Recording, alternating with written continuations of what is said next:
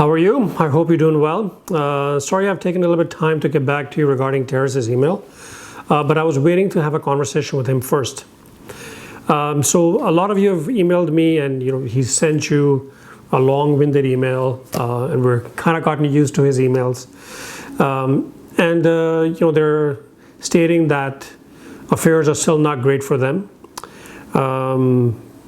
Here's where I stand. The rental market is still not where it was even back in March, April. Actually, September was the worst month for leasing because of the second wave. And now this second wave is extending.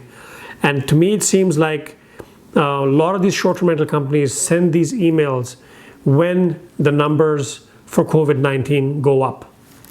When the numbers are improving, they seem to be increasing how much rent they're paying us or continuing to paying us. And when they see the numbers go up again, I think they're being proactive from their standpoint that they should, sort of decrease their expenses. And one of their expenses is the rent they pay us.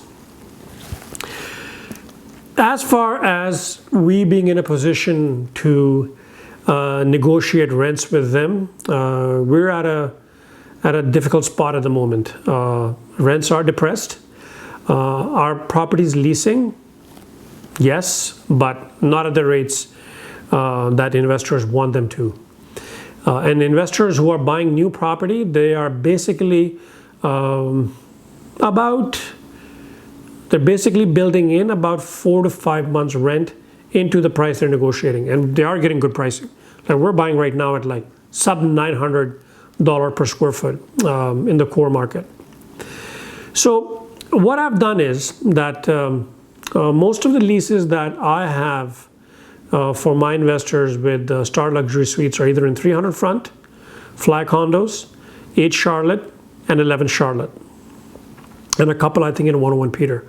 So I have basically, I'm sending you all the leases that are available at the moment in all these buildings and what has leased in the last 4 months for each of these buildings.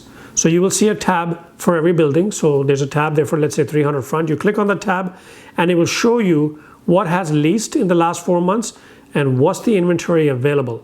So when Taris is saying to you, oh, by the way, your market rent now is $1,800, you can see if it is or not. And you can always give me a call. I can tell you what the market rent for your unit is at the moment. So my suggestion to you would be, if you haven't had vacancy this year, I think you're very fortunate. Some of my clients who had vacancy took me about 4 months to rent their condos out in specific buildings again. So at the moment, I would say that if we can get him to continue leasing from us for a rent reduction, I would accept that rent reduction. However, I did have a conversation with him today, and what I told him was that, you have to keep in mind one thing, that this pandemic is not here to stay. It's very surprising that right after the election, there's all this talk about the vaccine. And I've been stating that for a while, that I felt that once the election would be over, I didn't think they would start talking about a vaccine, but I really did think that they would start talking about that speed test. So they know that the market's recovery is around the corner. It may not be in the next 3-4 months, but in 6 months or so, I think the market will start to recover. And once landlords are again in a position knowing that they can get more rent from regular tenants other than short-term rental companies, I am sure a lot of them will go back and say, hey, listen, you remember when the times were bad and you had a contract with us and you were able to amend that contract? Guess what? Now we would like to amend our contract. We would like to cancel this lease, or you come up to the plate and pay us what's market rent. If we, when the times were tough, you paid us what market rent was and we took a loss, it's time that you sort of return that favor. As far as companies like Taris, he's one of the biggest players at the moment in the short-term rental business. A lot of his competition is decimated. When the markets do come back, I know one thing, that investors who lost their leases to short-term rental companies may never lease to short-term rental companies again. So he will actually have a huge advantage when the market comes back to normal these guys will make more money than they ever have, and they know that. So I feel that, and I've made him aware of that. I said, like again, I'm not in a position to play hardball. I also can't make decisions for all of you, but I can state my opinion to him, and I have. So in a nutshell, I think at the moment we're in a bind. We should accept a rent reduction from him and continue to rent the unit and not have any vacancy.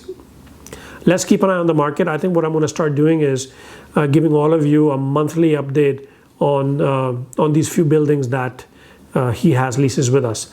Even if you don't have a unit, let's say in 300 Front, or you don't have a unit in 11 Charlotte, I think it's good for you also to know what's happening in the buildings that do allow short-term rental.